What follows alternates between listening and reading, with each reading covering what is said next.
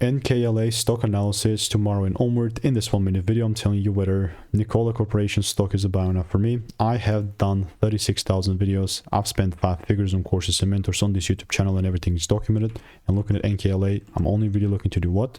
To double down on this bearish bias. Like even Friday, the last time I made a video on this, I was looking to take it down, right?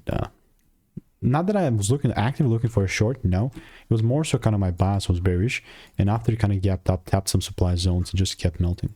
Like the shorts have been right here. Like this was around October when I was like really into this.